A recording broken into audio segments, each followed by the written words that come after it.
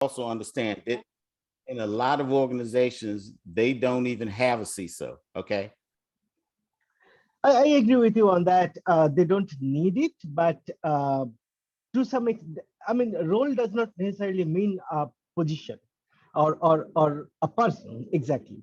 So it means that that role can be given to someone who is managing your or responsible for your networks and systems. I mean, let's look into our government contracts. For example, you sign a BAA, right? So once you sign the BAA in Amazon, particularly, you sign the BAA. We are talking about managed but shared responsibility. So when you talk about the shared responsibility, protecting the cloud is Amazon's responsibility. But protecting inside the cloud, that's the biggest difference. Inside the cloud, that is a customer's responsibility. Yes, and you're absolutely correct. But let's go back and talk about that. Can you, when you sit back and you talk about the customer's responsibility, you do realize that most people went to the cloud because they thought that they could pass that responsibility off on somebody else. Because the big thing was most of these organizations couldn't protect themselves when they were local. So now you're taking somebody that knows have no clear idea how to protect themselves when they're on site, and you're just putting them out there where they're going to be exposed to even more people. I agree with you, but that's the pipe vision problem, I would say. What does it mean that if you have a pipe vision, like you are looking on only on a silo, like okay, oh, they are protected, that means I am protected. That's not correct, and that is why security architecture comes into the play. So when like, or even if you go to any cloud, you name it, like you name it Amazon, you name it Google. Let's talk about Amazon a little bit. When you are executing a program, you are going through, ideally you are going through the well architected principles, right?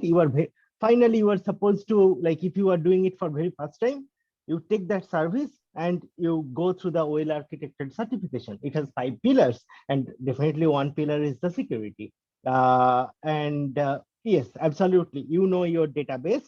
Now perimeter security, that well architected covers. But apart from perimeter security, inside the data, how you are, or inside your application, how you are handling it, that's a different story. And for that, there are certain other security aspects like format preserving, encryption, and all this stuff. That's a different ballgame altogether. Very true. Very true. However, the point I'm trying to illustrate more than anything else is you have a group of people that are out there in security and in IT that jumped at the chance to get in without the knowledge, skills, and abilities necessary to take care of these networks. So to add to the mix, we now have tools that people don't understand. If you purchase the tool and don't have the personnel in-house to take care of the tool, you're adding another level of complexity into your network. Also, to add on top of it, we have networks that were designed in the 1990s, the early 2000s, that no longer can handle some of the things that we're trying to lay on top of these networks. And people refuse to redesign these networks because of cost. Same thing about bringing people in-house that have the technical skills. How are you going to attract people with technical skills when you don't have them internally to actually evaluate the people you need to bring in-house to have the skills? I cannot like agree more with that point you just made. So what I saw, in particularly in smaller organization that I am seeing, you hired a VP, director, all these pieces are hired, but the people who will actually do the work, you are asking them come with like 25 years experience maybe, and then do that work. But I cannot evaluate you. I do not know how good or bad you are there. I am just seeing that maybe you are asking less money. I'm going with you. I'm saying only your experience. But 25 years ago, if you look, uh, definitely all these technologies were there in a form or other. but it was no, people are not well aware. Like for example, say the ship trunking, okay, go back 25 years ago, and ship trunking was not a possibility when you were going through the net, because net traversal was not there at the application protocol layer. But now you are trying to protect your ship trunking, and you are bringing someone, well, I have 25 years of experience of ship trunking, but who is there to evaluate it? Hey, 25 years ago, you didn't even have ship trunking with net traversal. Does it make sense? Yeah, but like I said, I'm agreeing with what you're saying. And I love the fact that you're throwing these things at me. I just have one final question, because anybody on here that is familiar with doing some type of professional service for organization, when you went into that organization, can you explain real quickly what state was the actual Active Directory? If you had the opportunity to look at their Active Directory, what state was that Active Directory in? Was it in pristine condition and groups and things like that were where they should be and rights were across there? David, you're smiling and laughing because I have had every vendor tell me flat out, I spent more time trying to fix their Active Directory so I could even install our product on top of it, because the Active Directory was such disrepair and misconfigured. Yeah. No, I used to work for Forescout, and it used, when you install Forescout, you're hooking into so many different parts of people's environment that, yeah, you're exactly right. It's like you talk to the network team and you're like, what do you have on the network? And they'll say something, and then the Active Directory team says something different, and the CISO, of course, is sitting there in obvious pain because he's listening to his groups, don't really know what's going on. So yeah, this used to be par for the course in a lot of those meetings. It's great to hear this discussion. You mean Microsoft's small business server defaults aren't? Will, is that you out there yelling that crazy stuff? No, that's Pete. Oh, hey, Pete. Yes, nothing default that comes is, it is good. I have seen people using Cisco or Cisco password as their iOS password. iOS in the sense like the Cisco iOS router iOS. But the beautiful thing is you're old enough, and I'm old enough to remember way back in the days of Cisco when there was no GUI to configure a Cisco router. Okay, you had to sit back and actually remember not only the command, you had to remember the syntax, you had to remember what data lines that you were controlling and configuring in order to send data through it. Now, y'all heard enough of this for y'all didn't write that down. You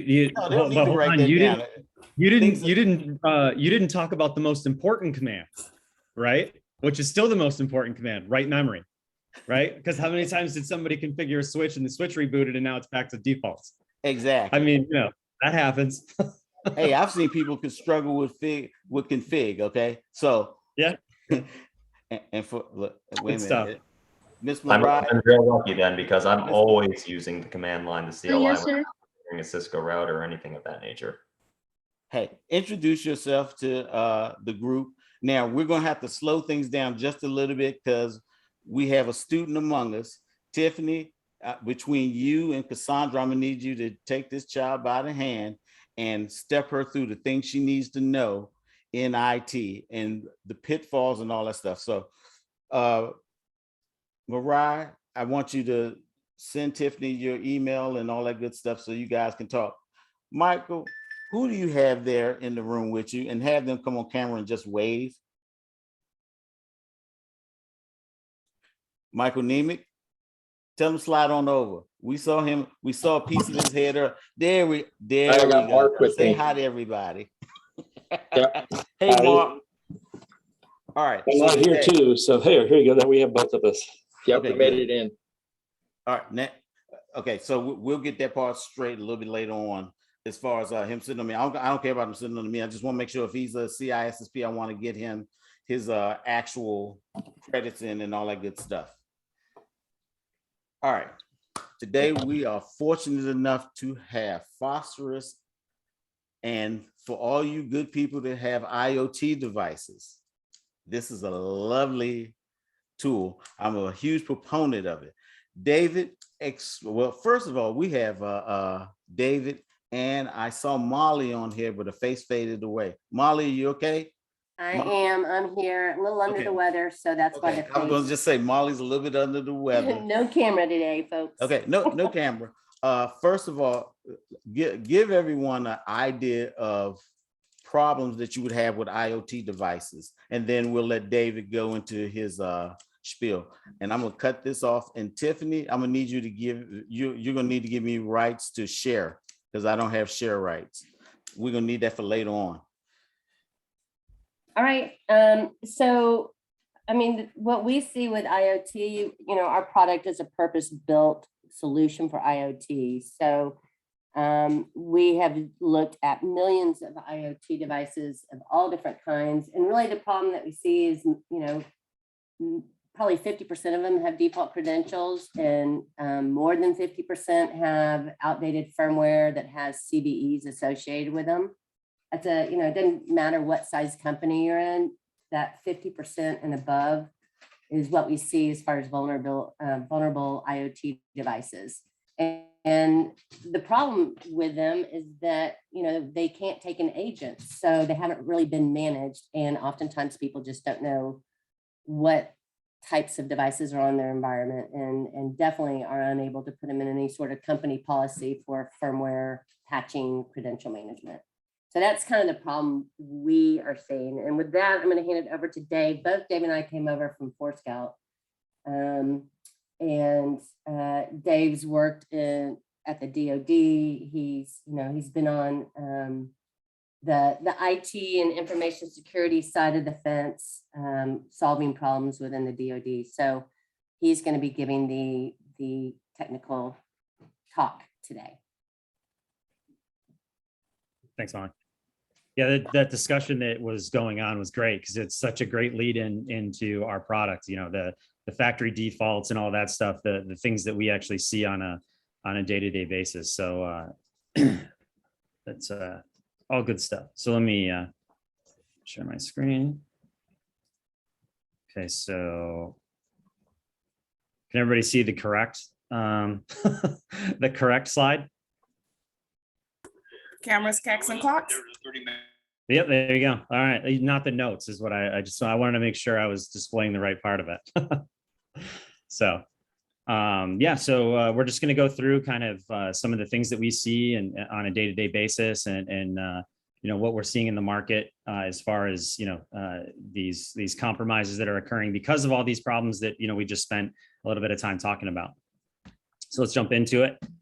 So what is IoT, right? It's you know, you talk about terms in IT that are so obscure. I think for me, this is one of them. IoT can mean, you know, IoT to me is like the origin of cloud, right? I mean, no one really knew what it was. They just knew it was something that was awesome and had a lot of servers and stuff in it. Kind of like IoT, like everybody's definition of IoT is different. You know, you talk about traditional IoT, printers, cameras, things like that. But when we talk about IoT, you know, we're talking about any embedded device that has, you know, a network connectivity, and like Molly said, can't take an agent. I'm trying to get rid of this camera display in case you guys are missing part of the display. There we go. So purpose-built, you know, hardware, network connected, and can't run an agent. And it's, you know, from our perspective, we see some interesting things. I'm sure, you know, in the crowd, you guys have seen some interesting things too. We've seen, you know, gunshot spotters. We've seen atomic clocks that are used on trade floors. We've seen, you know, fingerprint readers that are time clocks for people to log, you know, time in and time out. Does anybody kind of have any interesting devices that they can share with us? I mean, this is the most interesting part of our business.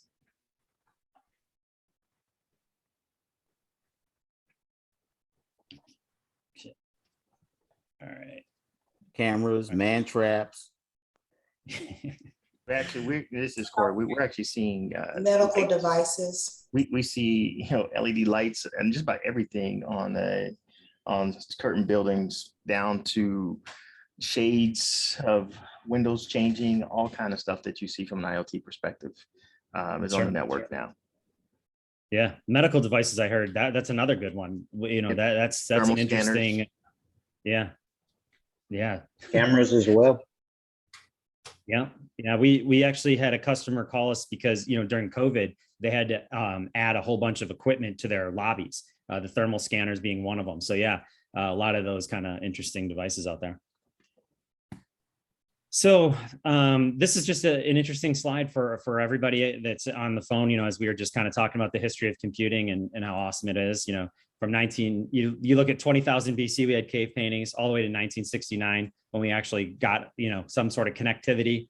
But then from 1969, I mean, look where we are now, right? We're taking pictures of black holes.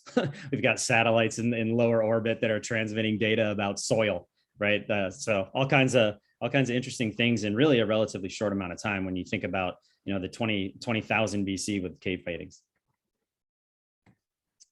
World's first computer. I think any presentation isn't complete unless we show this massive IBM census machine, you know, with the cards. I'm unfortunately not old enough to remember these cards, but I do remember some punch cards.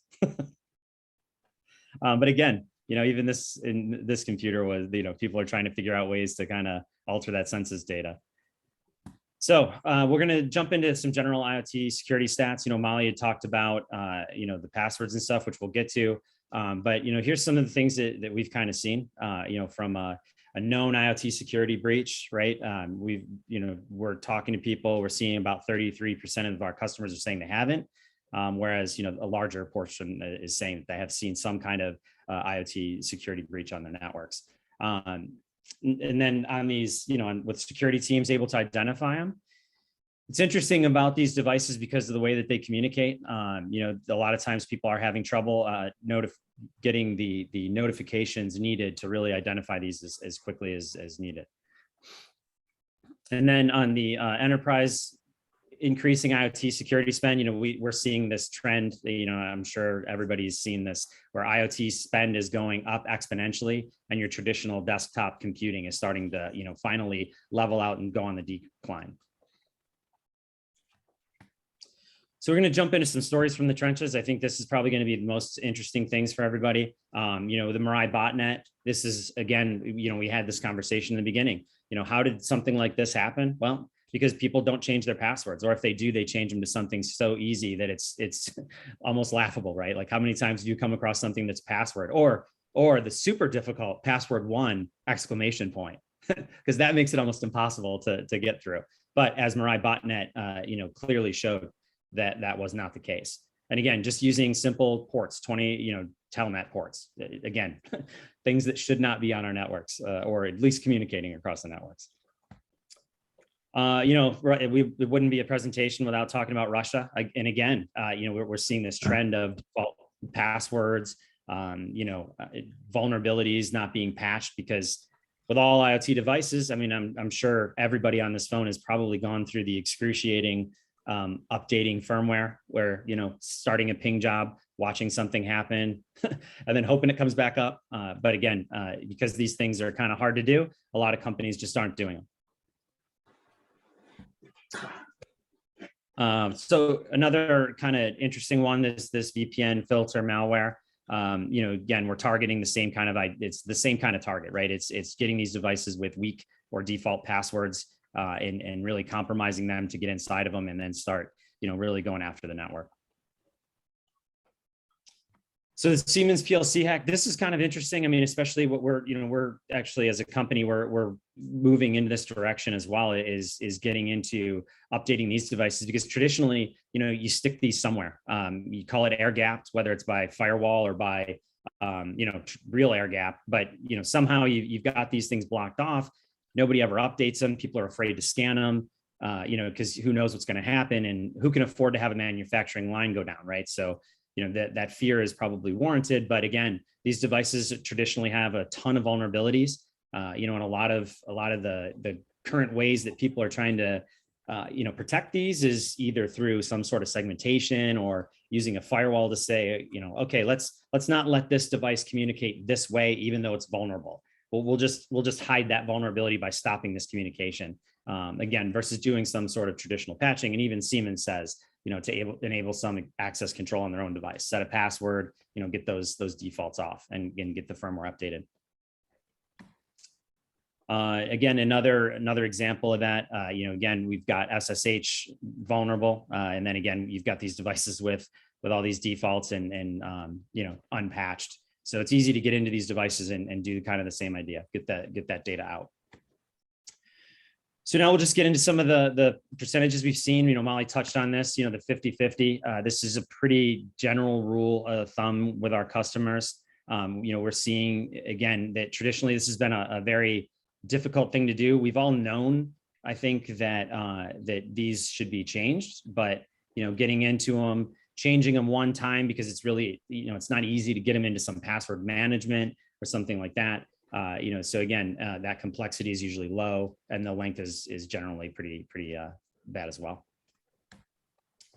So I talked about this device a little earlier. This is a very interesting device that we found, these stock exchange atomic clocks.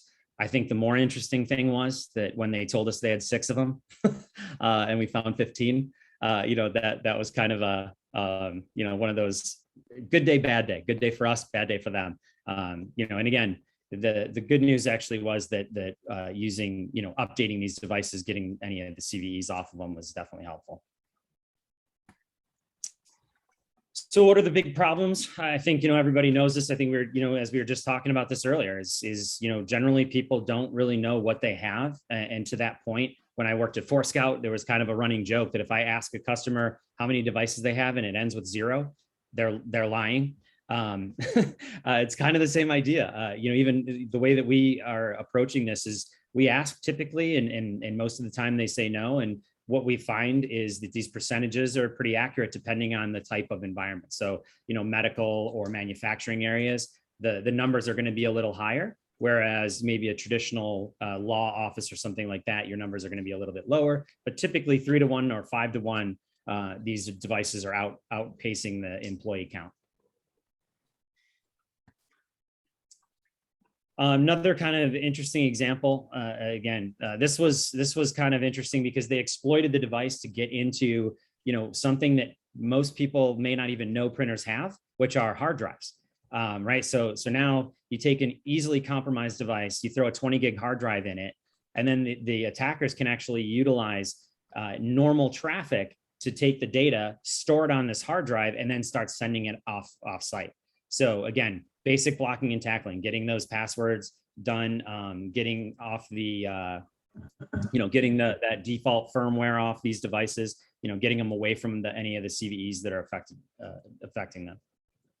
And again, having log management is a great idea, but if it's not properly managed, like we've seen, how many times have we seen that, where someone was notified, but they just didn't see it or just didn't know or didn't get to it yet.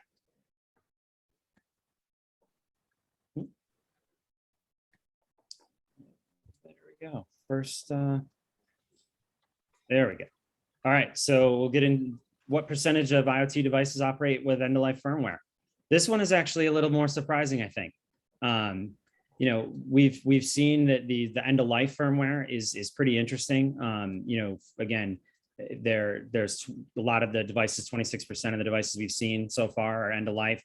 And some of them don't have modern firmware. We can actually, we show the firmware journey. So, we can actually tell you what the latest one was. And then, as we've been seeing, the average age of these firmwares is about 6 years. So the CVSS scores, now this again is interesting because if we take away that we're doing an IoT discussion and we called this a traditional endpoint discussion, these numbers would be absolutely frightening. Why they're not as frightening in IoT is still a very interesting conversation. If you've got some sort of desktop solution that's doing patching and things of that nature to get you a little more comfortable with what's going on in your network, why wouldn't you have the same for your IoT?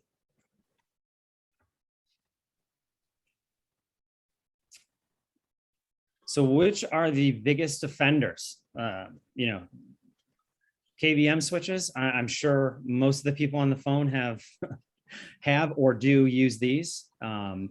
what we've found is a lot of these devices, again, they're running, Ubuntu version 10, and version 21 is the most current as of October, but a lot of these devices again are going unpatched, and we're spending millions of dollars with our critical infrastructure, in our own environments with our critical servers and network gear, but the things that we can use to get to these devices and manage them oftentimes are going with default passwords and unpatched. Lights out management, again, I'm not sure how many of you are like me, go into a data center and go, wonder if Root Calvin works on this Dell iDRAC. But yeah, this is one of the other things that we see is oftentimes these are, again, default credentials, because I think what happens is a lot of times we set them when we get these servers so we can get to that server from our desks, and then we forget, to go back in and change those passwords. Or, it's difficult to get them into some sort of management system so that we can manage to pass them on a regular basis, patch them on a regular basis. So again, server cabinets and racks, in the old days, every cabinet you got was just a cabinet, right? That was just, just an aluminum box you shoved these servers into.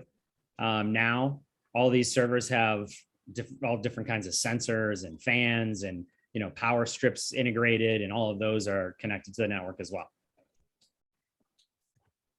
And to be fair, with a lot of these, especially with the UPS systems, they got to reboot to do an upgrade.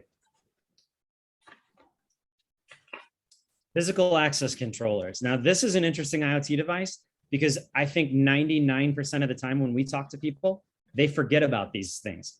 They don't really think about the fact that, how I'm getting into the building, the thing that is back there that's unlocking the door, all of these things are actually on our networks communicating. And oftentimes, more often than not, they all have, they're configured with default credentials, old firmware. We've actually seen in a lot of cases with our customers where they'll start out the conversation with, this isn't a problem for us, we've outsourced it. So we have a group that does this for us. And then, we run our scans. And then what we find is, 9 of 10 door controllers have default credentials, and 10 of 10 or 8 of 10, whatever that number is, will have default firmware on them. So good auditing tool as well. And again, printers, I can't say enough about printers. I've been around printers my whole IT career, whether I liked it or not. I always laughingly say, how hard is it to get an IP address from a printer? You can actually just go walk up to it and ask it to give it to you, right? Print a test sheet or something like that, and it's just going to give you the network information. So now you can either, you can pretend you're that printer. You can get to that printer over the network, and now you can exploit it through its default credentials. However you want to do that. And the other problem is they're coming with every service available turned on. Right. So not only is it, Bluetooth, it's Telnet, it's SSH, it's, Apple Talk, right. And a number of other problems. VoIP phones, again, these are oftentimes controlled by some sort of central call manager or something like that. But even in those cases, a lot of times, they'll kind of get away from the herd, and they'll kind of stop getting their updates. So we've kind of, through all of our data, we've come up with our biggest offender, and I think someone had mentioned it earlier. It's the cameras, right? Coming from a defense contractor where I spent about 20 years, we had well-documented security policies. We had a well-informed and knowledgeable SOC, and every time we did scans on these on these cameras, no matter what it was, what the tool it was, we would find them with default credentials. You'd go back and forth with them, and back and forth, and to the point where you have to turn the ports off because they just won't change those default credentials. So, and a lot of times they're running both camera and audio, and a lot of times, why do you need audio running on some of these cameras? Maybe you do, but maybe you don't. Maybe they're in a boardroom for security reasons, but you don't want things recorded. Being able to turn off those other pieces of it can be important. Yes, I agree with Corey. Printers are evil, but in a good, from our perspective, we love that. So, we kind of talked about this at the beginning with the Beyond Enterprise IoT. The buzzwords are aplenty. There's Internet of Battlefield things, or if you work with DoD closely, I believe DISA has coined the PIT device, which is the platform integrated technology, which I think is just a different way to say Internet of Battle things. But yeah, industrial IoT, ICS SCADA, right? Those traditional things. Healthcare or medical, those are another big one. Smart ships, with me, I used to actually support the Navy, was one of my big customers. And it's a different Navy than when I was in the Navy. We didn't have our ships weren't that smart, because they were run by guys like me. But now they've got all these sensors and all those kind of nuclear propulsion and things of that nature. So again, crazy times. Smart buildings in cities, that's very interesting. You can't throw away something, cross the street without, them knowing not only exactly where you are and what you're doing, right? So it's a whole new attack surface that we've enabled. And then network gear. Network gear, I think, is kind of in that gray area. Is it IoT or is it traditional? I think some customers see it, in both ways. So that's the kind of the end of my quick presentation. Does anybody have any questions or open to discussion? And if not, I can actually show you kind of when we talk about IoT devices and what we, some of the things that we see. I can actually show you a quick little snippet of that. Before you do that demo, Dave, does anybody have any questions? And also, Dave, please go through a couple of horror stories so we can give some people online an idea of the things that you guys see out in the field in terms of networks. And before you go, Dave, this is Corey. I mean, yep. I do have a couple of things. Man, we see this a lot. I think what we found out a lot, and JP, you kind of said it up front, is a lot of these older networks that are designed are really just flat, and they don't have any segmentation, don't have anything to separate.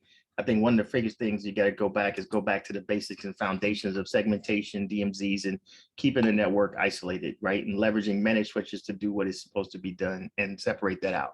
A lot of this does not happen. And I always security reminds me of my time in voice over IP world, is that the telco guys and the network guys didn't talk to each other. There was no need to talk to each other. So therefore they had their network, we had our network, and they now shall never come together. Well, that's changed now, right? And what you're seeing now is kind of what I said, is a lot of the people like facilities, most people won't go talk to the facilities guys because those guys responsible for the AC and heating, they didn't need anything in the IT side, so they never talked to each other. But now all of their stuff is IoT, thermostats, their chillers, everything is IoT. But there hasn't been a bridge to pull them together to help with this thing, right? To do that. That's where the Siemens and all the other guys come in, but they don't talk to the IT guys.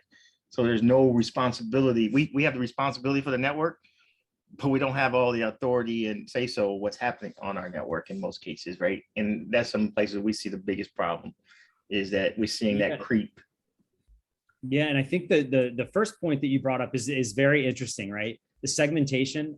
So segmentation is interesting. I oftentimes refer to it. We'll talk about it, and I'll kind of compare it to like having a junk drawer, right? Like everybody has like a junk drawer or a junk closet where you can put stuff in it, right? And nobody ever sees it until they do, right? So I love segmentation. I think segmentation has a place in networks, especially if you're doing it properly and you're ACLing, you're creating VLANs with ACLs, or you're using a firewall to tag things and doing it that way. What I think is interesting about it is a lot of times people are putting dirty devices in segments and they're hoping that nothing ever happens to it. But like the junk drawer, all it takes is somebody to open it, right? So somebody unplugs a device, a cleaning crew comes in and moves an Ethernet cable from one port to another by accident, something crazy like that. Now you've got an exposed device. So you're right. When we talked about defense in depth, I think that segmentation is like the end goal. get the devices on the network discovered, clean them, and then get them segmented so they're only communicating the way that they should. Why does a printer need to talk over the internet, for instance, unless you want internet printing?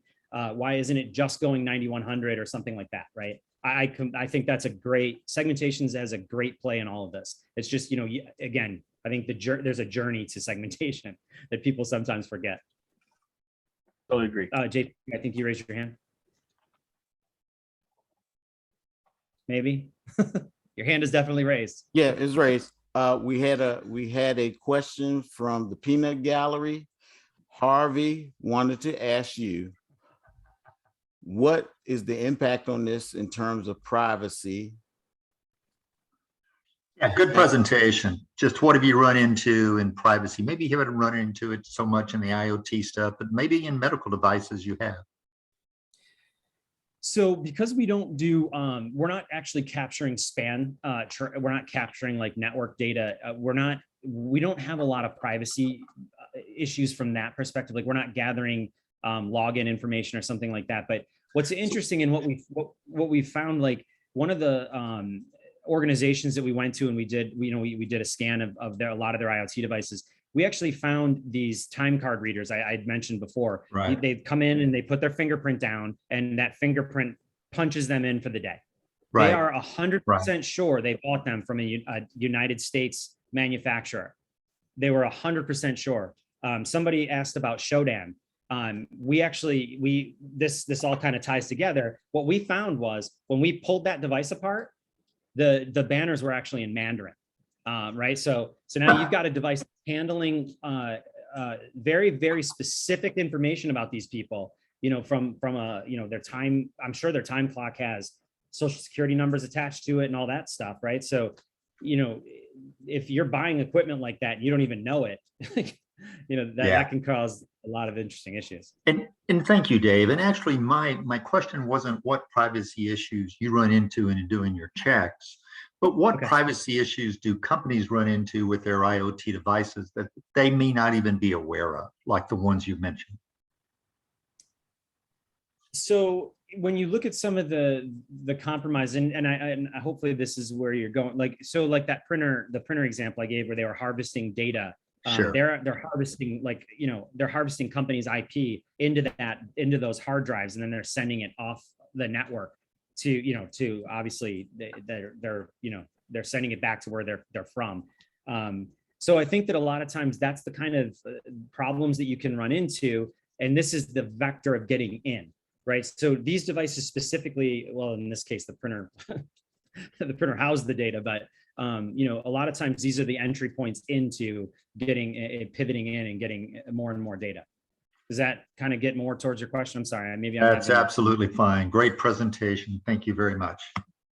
Thanks. And the Shodan thing, go ahead. I was gonna say, Dave, and continue with the horror stories, because I need for people to understand how this really affects them in terms of security. Sure. I'll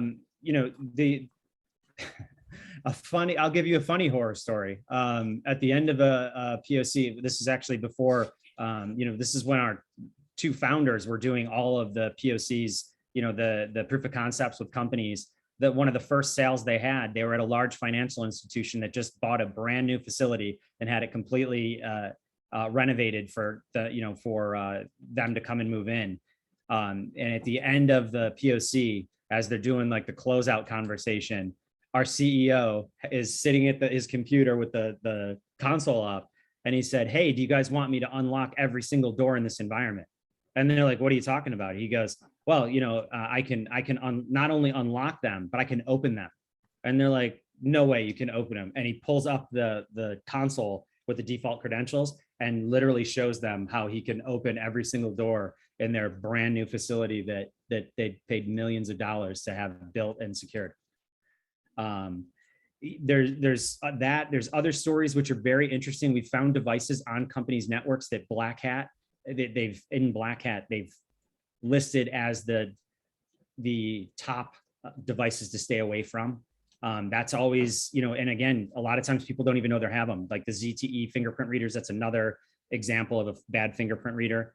Huawei, I mean, how many people haven't heard of you know, what happened with Huawei and having those devices on your network, you know, being able to find out that they're there, you know, is probably step number one. You know, getting them off your network is step number two. Couple of the other, probably a lot of times, I mean, I know, you know, you guys have probably all heard this, there's always shadow IT, people standing up devices that, you know, the company doesn't even know they have. You know, seeing, we've, you know, I've seen Alexa devices sitting in outside of skiffs, you know, where guys are resetting passwords inside, they're outside the skiff resetting passwords. Problem number one. Problem number two, they've got an Alexa device sitting right next to their desk where they're doing those password resets. You know, so we oftentimes will find a lot of that. But the biggest problem again is these basic blocking and tackling things that, you know, we call them basic, but you get a printer and it's got a default credentials, or really anything you buy today. It's, you know, 90% of the time they're all default credentials, even switches. Like I think somebody brought up the example of Cisco. You know, having all of these devices on your network and having policies that say you don't, 90% of the time we're finding that that's just not correct. That companies have this problem, and again, most times I don't even know it.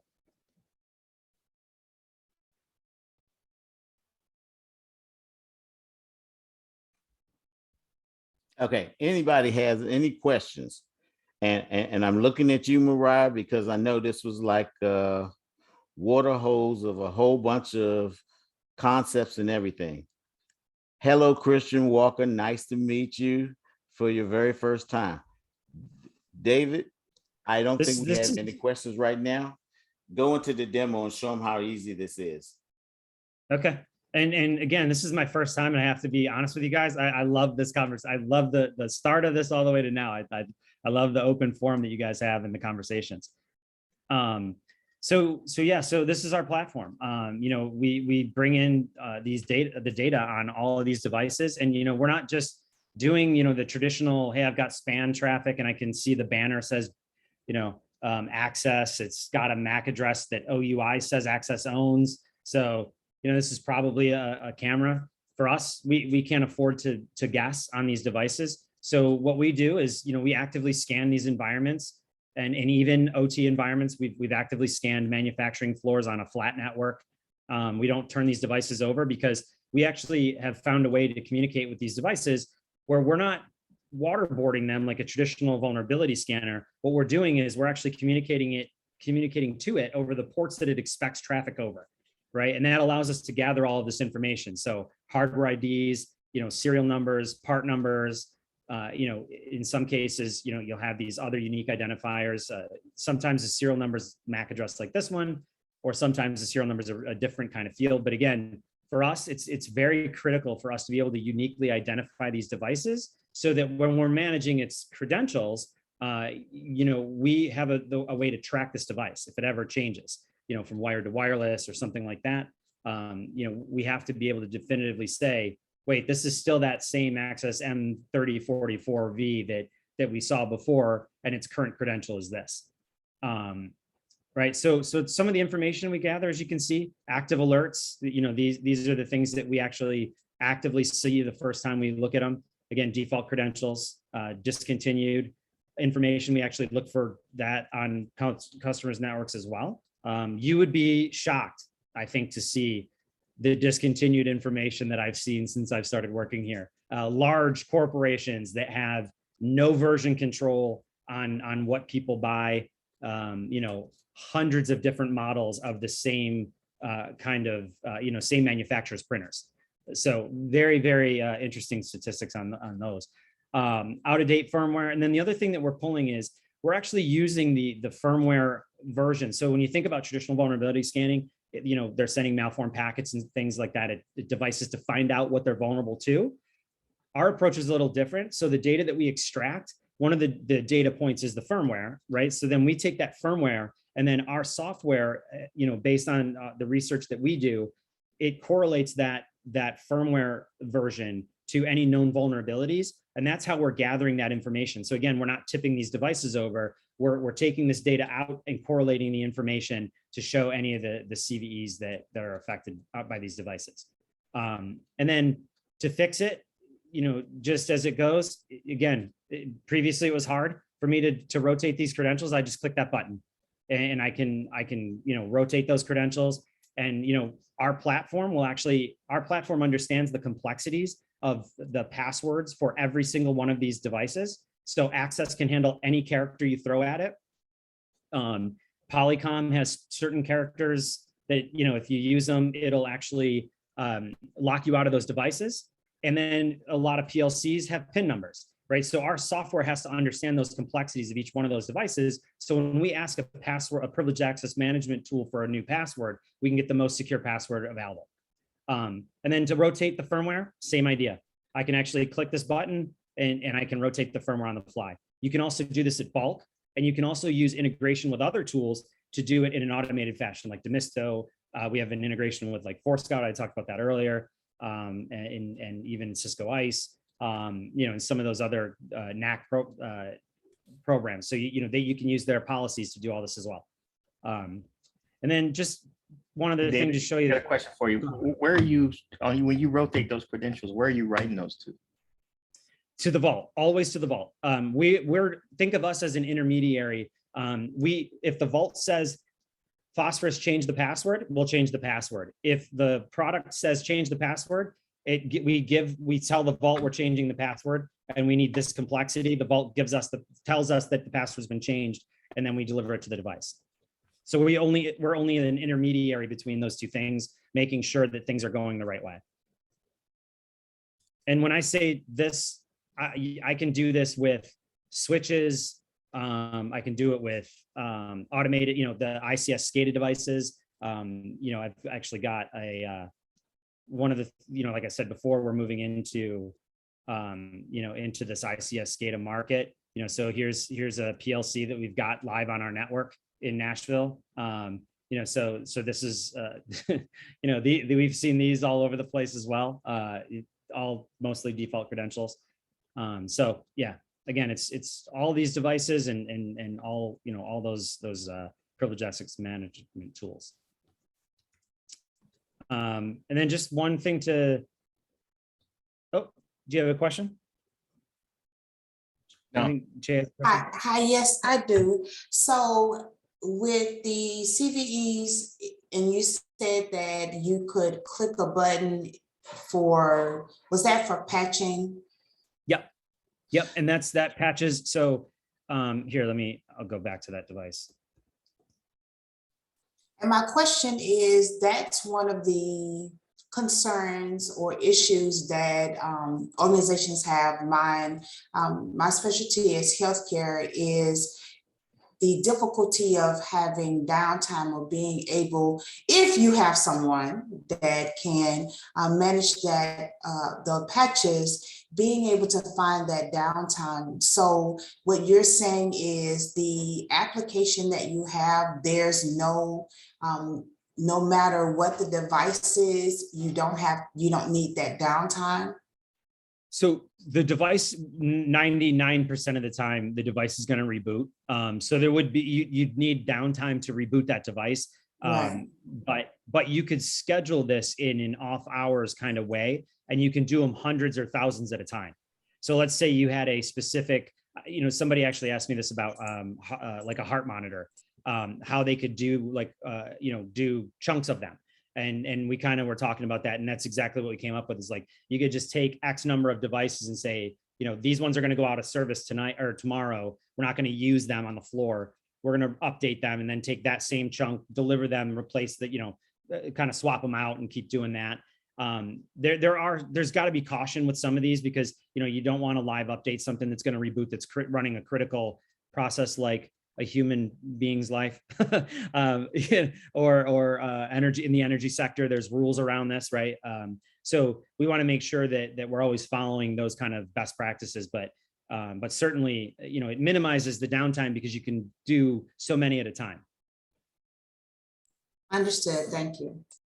And just to show you that this is kind of when we talk about the firmware, we're showing you all these different versions because we have to support the entire life cycle of this device. And we give you a path to get out of any critical CVEs, right? So now you can click here and upgrade. And if there, we'll get you to that version, even if there's some sort of pathing that has to happen, like it goes from version, 1 to 3 to 5 to 7 to 10. We understand all that and we can do that as well.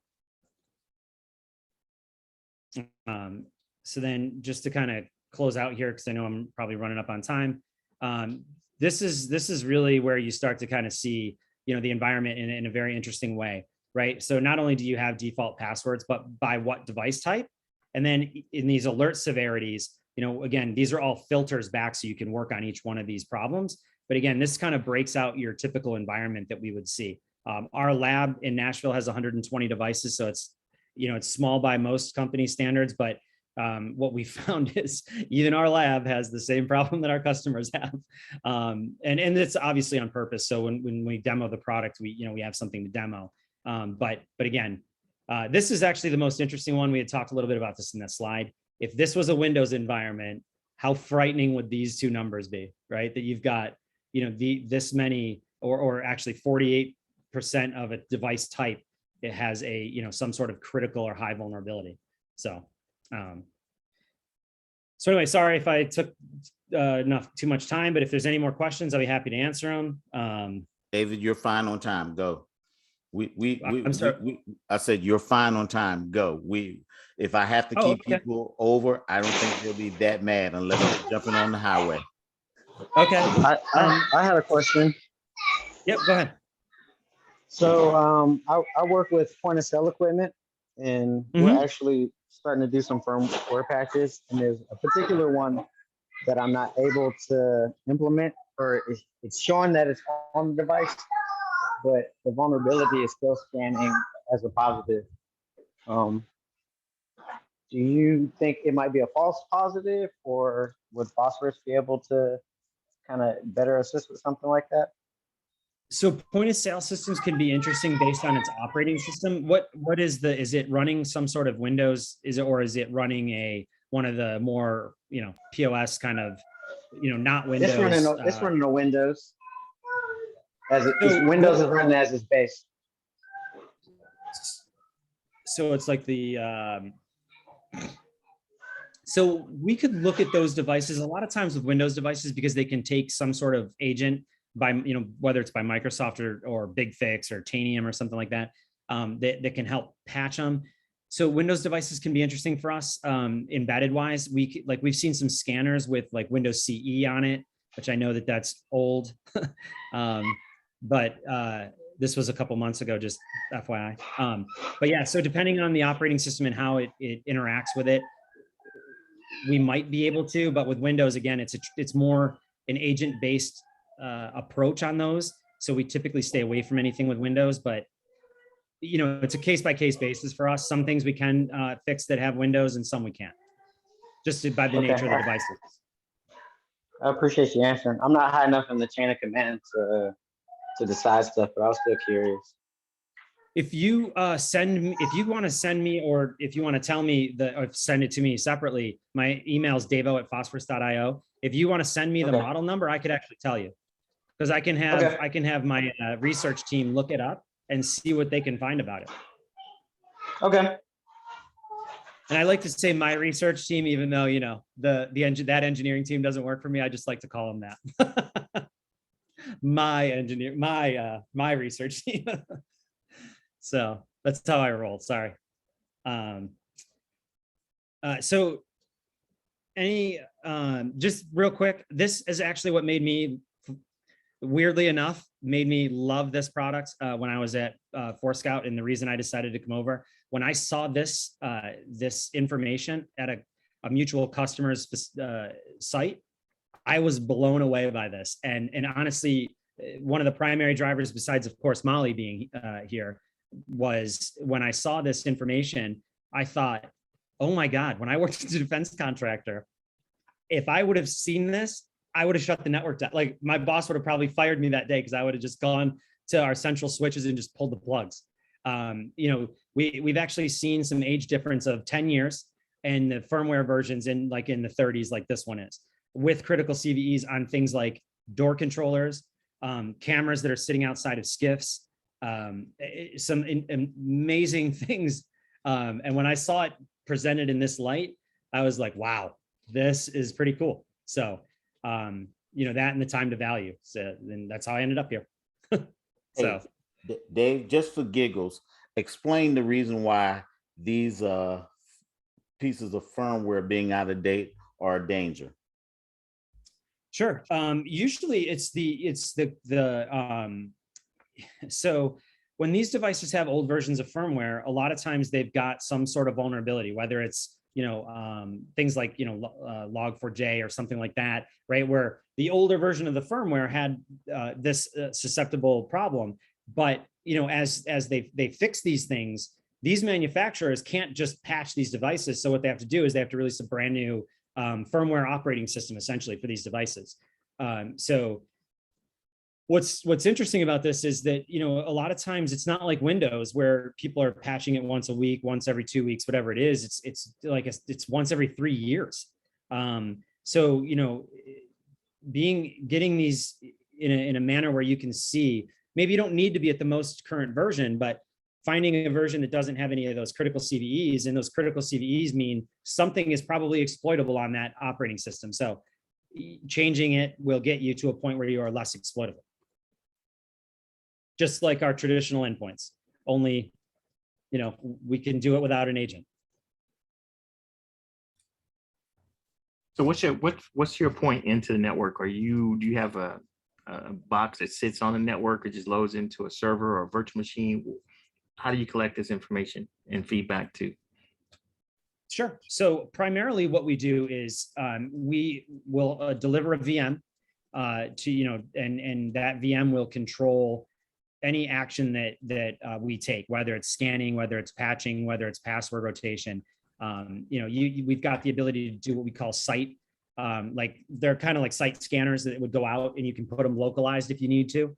And they would all report back up to this console, and it would handle it. So it's all from a Linux VM, a Red Hat Linux VM. And our entry point is generally, you're giving us a range to look at, you know, whether it's a /24 or /8, you know, network. And we're going to go out and we're going to talk to those devices. And then we're going to bring back information on only the IoT devices. And again, IoT, even if we don't know what it is, we're still going to tell you that there's something there that we just don't know what it is. Then you send us the data of the devices that we don't know because we've never seen them. And then we add support for those, and then we'll send them back to you with support. Okay. And conversely, if you have another product that takes some sort of span feed, you know, like Armis, Forescout, you know, ICE, any of those kind of products, and you want to feed that information into us as well, we can actually handle those feeds. And then we can take the IoT devices that they're finding and then enrich the data and then just, you know, enrich it back to them too. So we can make those tools smarter. No, this is good.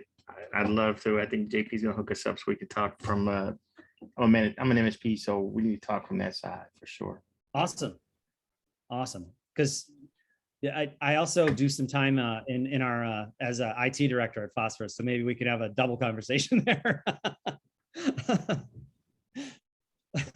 So yeah, any other questions? Again, I can't tell you enough how much I appreciate you guys having me. This was great.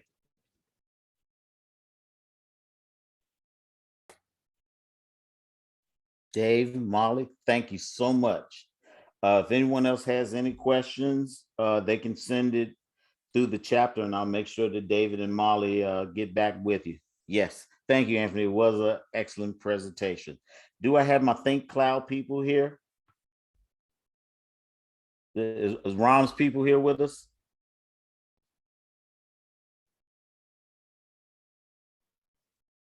I can talk all day, JP, if you need me to.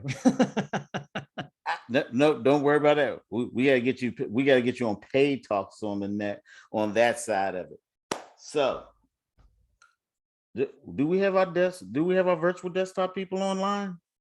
Any of my virtual desktop people for my next presenter? Oh, well, that's fine. I always have extra stuff that we can do. Now, the reason why I asked David that question in terms of the importance of actually updating your firmware. Last month, which is, I just loaded those up today on LinkedIn. Yes, thank you. Leon, please unmic yourself and talk to all of the new folks. So, you know, most of the board is here. We got Tiffany Taylor. We got Corey Kirkendall. He's one of our new people to the board. We got Pete Lovell. He's just the board member extraordinaire. We got some of our good friends like Mike. How you been, Mike Navy? Long time no see. So you guys will know that we used to do this at was the Texas Women's University downtown off of Inwood. So it was a little bit of a change in course to make sure that everybody could get their CPEs and things like that. So we instituted a couple of other things to make sure that those in the chapter that have certifications can keep those certifications. One of the things that we did is start doing these online, and thanks to Tiffany, you know, the reason why you see the invite says, what is it? Sponsored by BITCSP. That organization is actually giving us the platform to be able to record these. Also, after these things are recorded, we're putting it out on YouTube. That's right. We have a YouTube channel for the chapter. So when you guys get like low on CPEs, or you need 3 or 4 to get that year in, get that good 40 credits for the year. And Leon, to explain that to people when I finish this. But also we have those things out there so you can go back through, get your CPEs. And for the newbies, and I'm looking at you, Mariah, or I'm just going to be messing with you the rest of this event. And Mark said he went to TWU. Anybody tell you to go to TWU? So, and the reason why I put that LinkedIn link inside of the chat is so when we have meetings and stuff like that, 4 weeks out, I put it there every week, at least once or twice a week, so everyone knows we are still virtual. When we go back to having real meetings, when people start learning how to wash their hands, which will probably never happen, so we'll probably be virtual forever and a day. Oh, and David has put his LinkedIn information so we all can connect with him. Thank you, David. Excellent presentation, as stated before. So I put the LinkedIn link for the group. David, you can join up with us if you want to. Click on that and become a part of our community. One of the things that I try to make sure that he said he would talk, but he's on baby watch. Okay, so real quick, welcome to all the new people that are there. You kind of see this is what we do on a regular basis. Leon Cook is the chairman of the board for the chapter. People who have interest in actually working with the chapter, and you have some skill set, like anybody that knows WordPress, please, by all means, don't be ashamed, okay? Because your WordPress skills are better than mine. Please raise your hand and say you want to take that mess off my hands, because all I do is make sure that all the updates are there. I patch the crap out of everything.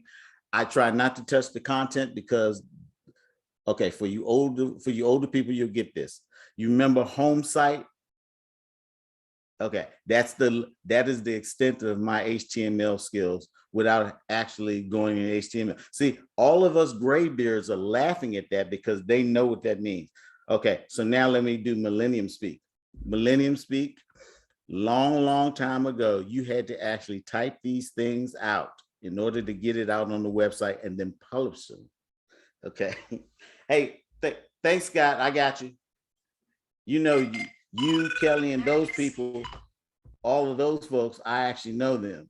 I actually know your numbers because you've been to enough meetings. I got it in my list somewhere. Okay. Next, what else do we need to talk about today? Oh, people who are looking to become VCSOs.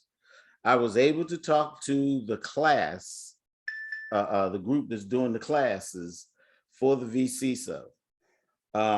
I have 30% off discount codes if you guys want to do it. You can actually connect up on LinkedIn and ask for if you want to do it. If you wanted to do those classes, the next one I believe starts June 14th. So if you want to sit in that class, I believe it's 3,000 and the actual code will take off, let's see, 30%, roughly about 800, something like that. I'm not doing math right now. Next, what else do we have going on? Oh, I mentioned that. Oh, also for all you good people who are just getting your certifications, inside of ISC Square, there's a sublink off of the main page called Professional Development Institute. Inside the Professional Development Institute are classes that you can take online to go through and get your CPEs, as well as learn something else that you don't know. So what used to happen with those classes, they were roughly, if I'm not mistaken, pre-COVID. I'm doing everything now, PC and AC. Pre-COVID, after COVID, okay? Totally different worlds. Pre-COVID, ISC Square wanted to charge everybody for these things.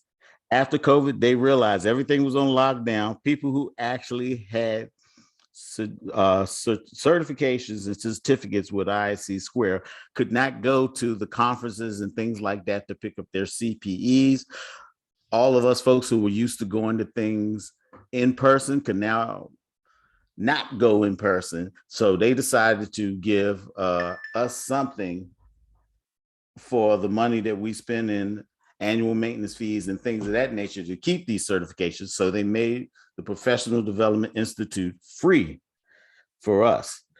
So anyone who needs to play the game of catch up, because you're not going to RSA, you're not going to Black Hat, you're not going to these events over the course of the year to get your CPEs, the Professional Development Institute is there for you to play the game of catch up. Also, because we're now recording all of these things as we're doing these as an online event, you have the archive of these to look back at for the ones that you didn't attend. Because what happens is, if you've already attended, and for those of you who haven't given me their code yet, except for, people like Pete and Curtis and Leon, I got your numbers down. You've been to enough of these. Kelly, don't worry about it, I got you. Mark Cook, don't worry about it, I got you. For those, thank you. Somebody actually placed that link up there. Thank you, Leon. For those of you who need to catch up on your CPEs, Leon has just placed that link on there.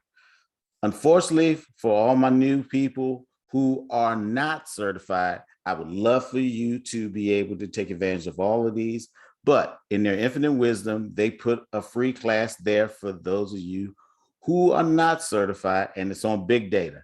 It's fun for you to watch it. I would suggest watch it just so you can see what the content looks like. I'm pointing at you, Miss Mariah. All right, so we got that going on. All right, for all of you guys that are there, online, one of the things we like to do, and I like to do it more than anything else, we have a short presentation that we do over the course of every chapter meeting, and I like to call it What Grinds My Gears. This is going to be recorded, but the reason why I call it What Grinds My Gears is basically it's translated to things that piss me off. Okay, so a lot of the things that we talk about in cybersecurity is very, very frustrating to me, because we should not be in the state that we're in as far as cybersecurity. And we're in this state because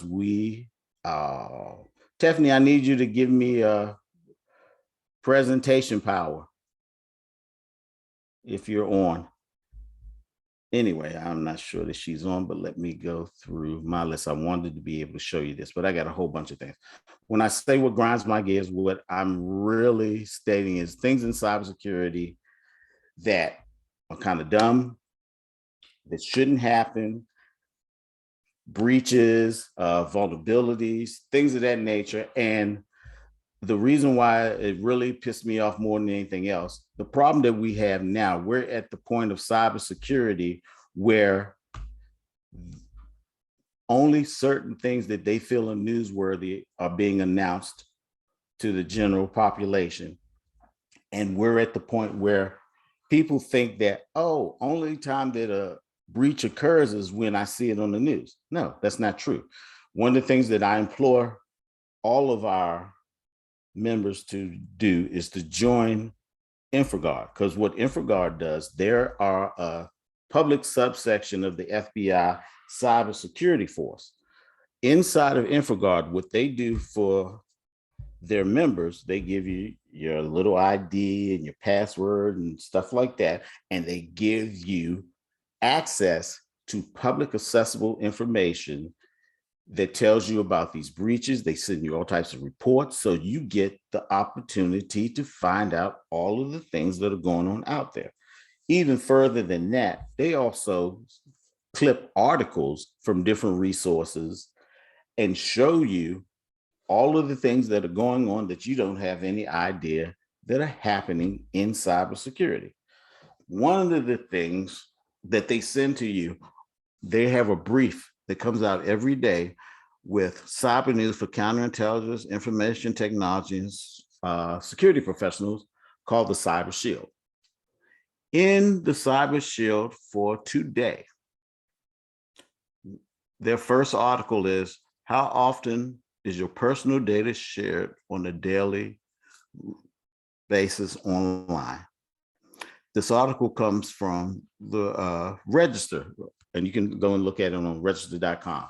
One of the important things about it is they also, this particular publication from the FBI also gives you little hints. It gives you the sources, and it really is a pretty good thing that you can have in your tool belt in terms of understanding the things that are happening that you may not see in your particular environment. And if you don't see these things in your environment, that's also very good too, because it means at least somebody's making the attempt to make your environment a better place to work and stop cyber attackers.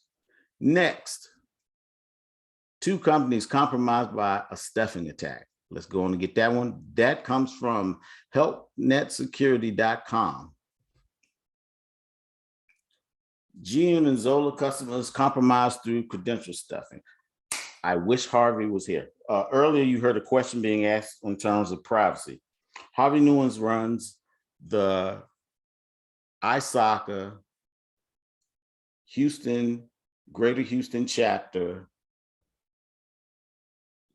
meetings on Saturdays. We're always invited to that. So that's another pathway for folks who are behind on their credits to catch up. And what they do, most of their chapter meeting is surrounded from GRC, which is governance, risk, and compliance, and privacy. They specialize in privacy, but also they follow governance, risk, and compliance. So you will understand the importance of that. Inside of governance, risk, and compliance, we are now, as security professionals, as you can attest if you looked at the NIST 853, we're now having privacy as well as governance, risk, and compliance all merging into cybersecurity. So not only are you having to follow what goes on in cybersecurity, you are also being forced to understand privacy. Because as these breaches occur, as you can attest to the last couple of big public breaches, and I'll just point to Starwood's Marriott.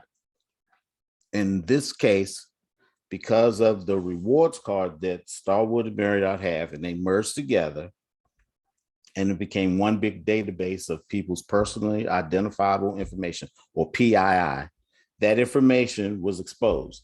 And because of that exposure, and here we go, one of our good buzzwords for today, GDPR.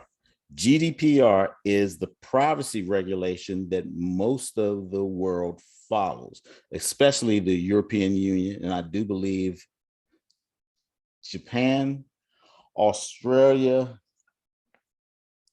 Okay, so we got that. With the GDPR, they find Starwoods Marriott, the whole organization, they find them. And what we're doing now, we're really waiting to see if Marriott pays this fine. And why I'm interested in that, if they actually pay this fine, this is the beginning of this particular privacy model having a little bit of teeth. Conversely, here in the United States, CCPA, which is the California Consumer Protection Act, that's our version of GDPR for California. Now, where these things become more and more worrisome, let's say you are Amazon. Amazon gets hacked and they get the database of everybody who is a Prime Wars member, and they start charging items to your credit card because that database was released. If you're in California, you have the right to go after them in a lawsuit. Now, I don't know the particulars of the lawsuit. Would it be a class action lawsuit or what have you? That's not the point. The point of why I'm telling you all of this, you have 29 states in the United States. And for those who don't know, there are 50 states in the United States. 29 of them right now have some type of privacy legislation either completed and is now a law for that state or is nearing its completion. So what you have is everyone sees this as a money-making opportunity for them because data is exposed. The state sues the organization who exposed that data. Now organizations are going to start paying money in fines to those groups. We may actually see a lot of organizations sued out of existence. So what you don't want to be is a small organization who does not put in the security controls to cover yourself in terms of having that data exposed. Also, you don't want to be an organization that's under some type of regulatory compliance that has that data exposed. Because case in point, someone earlier mentioned that they worked at a healthcare organization. I believe it was, is it Chi or Che? Anyway, she may mention the fact she works for Che. Okay, thank you. She may mention the fact that she works for a healthcare organization, in which case most healthcare organizations are under HIPAA. HIPAA is a government regulation for the protection of PHI, or personal healthcare information, okay?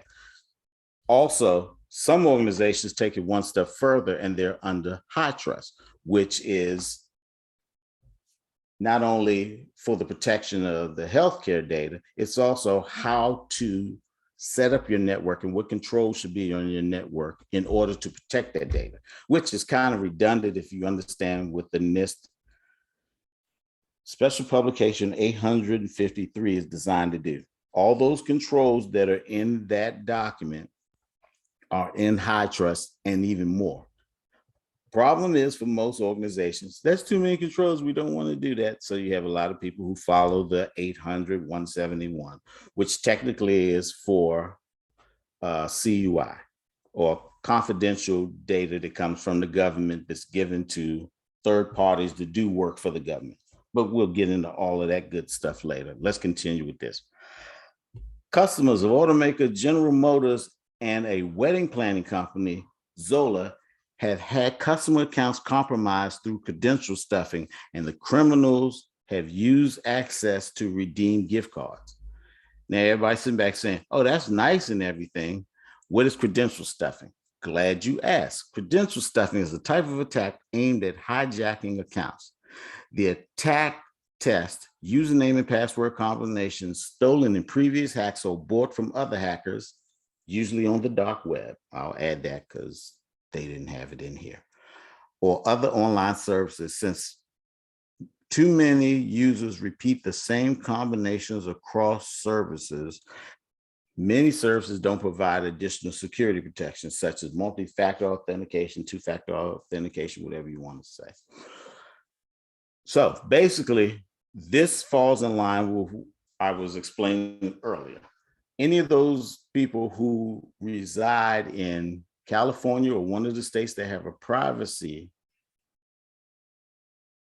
law, that they can go after these companies for losing their data, they now have the right for legal action against that group.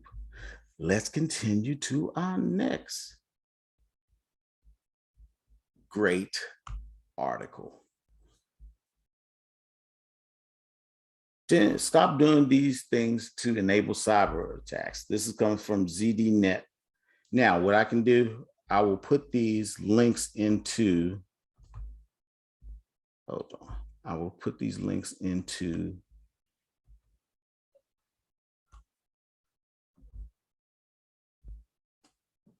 our chat window so you can take them and take a look at it yourself, because I'm not going to sit back and read all of these and have everyone fall asleep with me.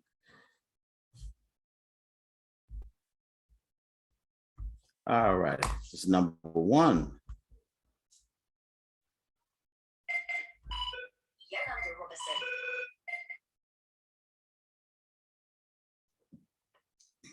Hold on 1 second. Let me mute this.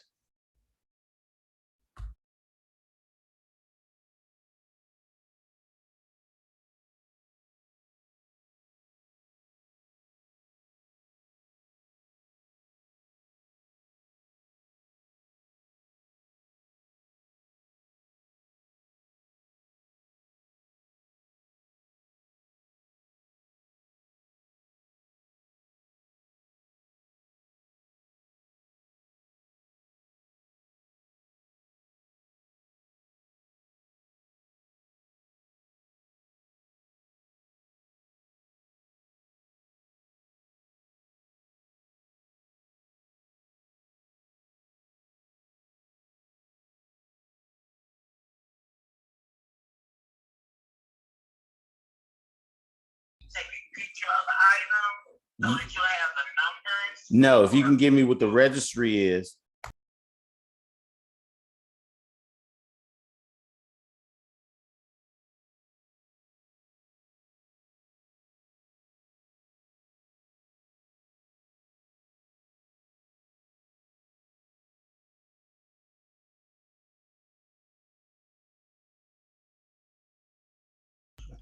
Hang me up. I have number 2 on there. All right, real quickly, we have a actual opportunity for those who also need to play the vicious game of catch up with their CPEs.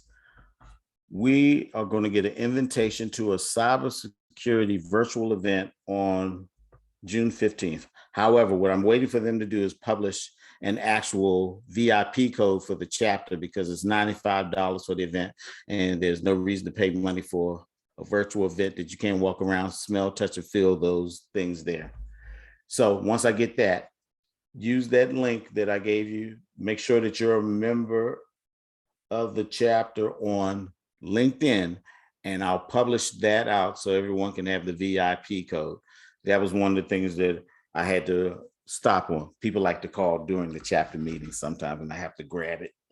Anyway, when I get that code, that'll be in the LinkedIn for you guys to follow. Let's see, how many CPEs can be rolled over from the next cycle? Very good question, Jason.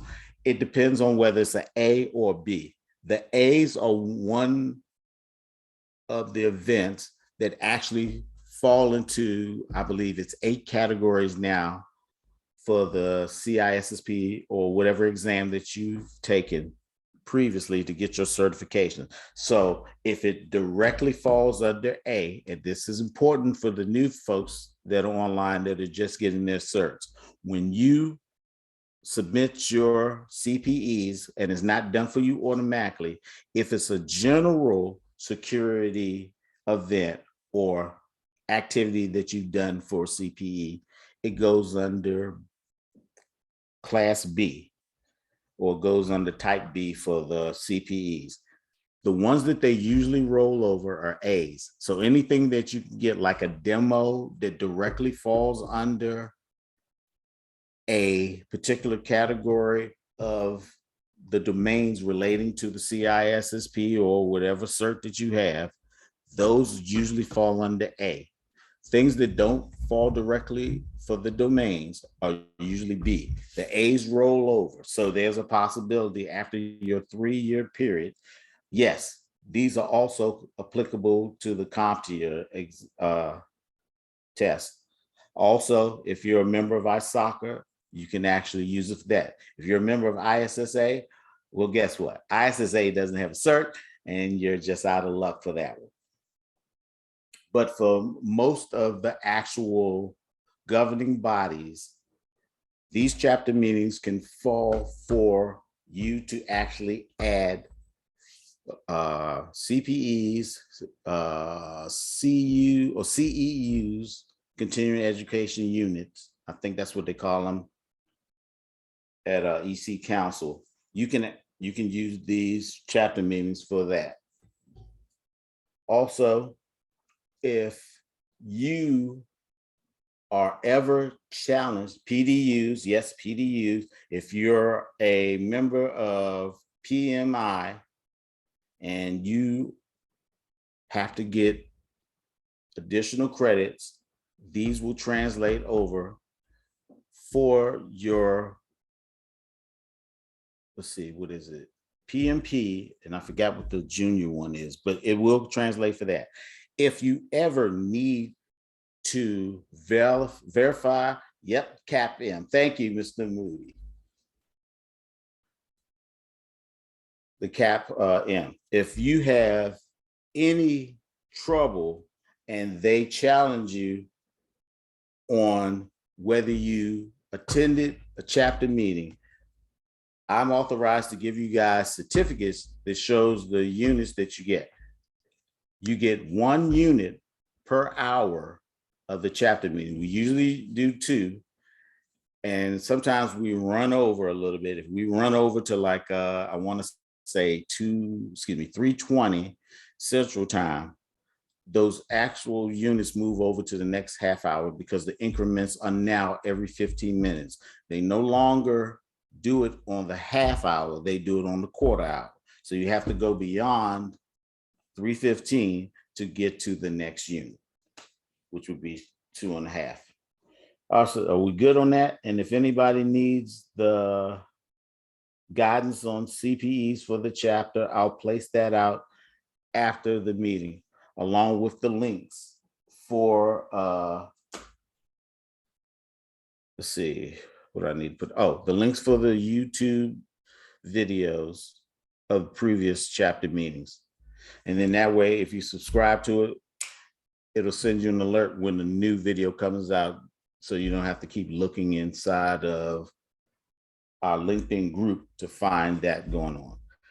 All right, we did 2 of them. Let me give you the 3rd link for our Cyber Shield. Any questions from anyone right now? Hi, I do have a question. This is Shay Jackson. So when I did go to the Infra Guard, and I just wanted to make sure, do I need to sign in for an account in order to see the information you're discussing? I also went to Cyber Shield as well. Actually, you're gonna have to sign up. That's okay. Okay, so what happens is they get your information, they make sure that you're not a criminal or anything like that. Then they give you access to it. They'll give you a username and a password, in which case, once you log in, they'll force you to change that password, and they do multi-factor authentication, and you have your personal email and your phone number that's part of the account information that they take from you. So when you log in, you put in your username and password. They will text you or email you a PIN. And then once you put that PIN in, it'll allow you to go to the desktop. But Okay. until you actually sign up, you don't have access to those things. Okay, and that's for both InfraGard and also Cyber Shield? Yes. Okay. Cyber Shield is a publication that's provided by InfraGard. Okay, understood. Their members. Thank you. No problem. It's a good thing. It's a good thing. I like the questions.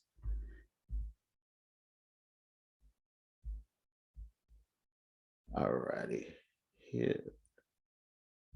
See, I'm thinking about, I would need my certificate. I have my candidate. Yes, you want to make sure that you have the right number that you're submitting this in. You don't want to give somebody else your credits. That is our third article out of ZDNet.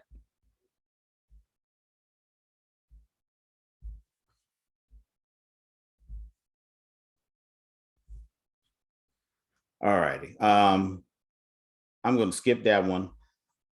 Basically what it is, it's an article telling you about things that you can do to protect yourself from cyber attacks. And the information is coming from NSA and the FBI. This one I think you'll like a lot better because it's more in line with what we're doing. Indian airline impacted from ransomware attack. Budget airline SpiceJet, an Indian airline, is the country's second largest airline of upwards of 630 daily flights. Yesterday, the airline's computer network was infiltrated by a ransomware attack that delayed flights and impacted operations. The name of the ransomware strain wasn't shared by authorities. Back in 2020, a US cyber expert successfully brute force attacked the company's network via an easily guessed password and accessed unencrypted data backup that contained in excess 1.2 million passengers' personal data. Okay, lawsuit. Anyway, next. Let me send you that one because you need to read that one to get the full effect of it. I'm just giving you a brief synopsis from the Cyber Shield. Some of these things, oh, Christian, you have to put that in yourself. I don't need to have your number for that one. I can't submit to CompTIA. You just have to go to however they let you submit CPEs or whatever you call your continuing education units in CompTIA. And I'm letting everybody know that if it's not ISC square, we don't automatically put them in. We're only authorized to put in CPEs just for ISC square. So if you're a member of ISACA or one of the other organizations and you have a cert, you have to put those in yourself. Just like if you go to some type of online event. Bye, Ms. Hopper. All right, y'all. Thank you. If you go to any event, find out if they actually do submissions on that event and check behind them inside of the CPE or continuing education unit of your particular cert to make sure that they actually put it in. If they don't put it in, I would say in about 3 weeks, go back and put them in yourself just to cover yourself. If you find out later on that it's in there, you can easily go back and delete that out of your transcripts.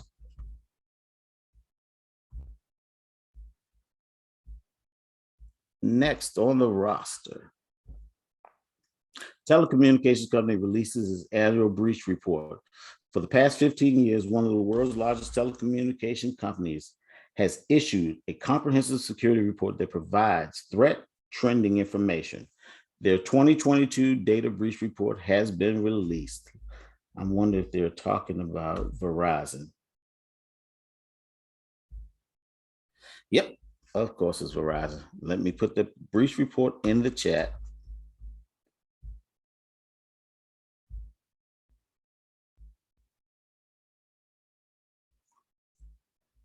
And so everyone knows it's a pretty good report that they actually produce.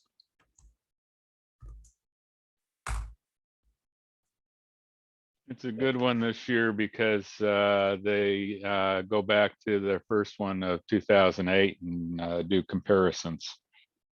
Well, I mean, if you've been paying attention to any cyber news, one of the things that they've talked about this year is the ransomware attacks are already past what it was total last year, which is almost double of what it was the year before.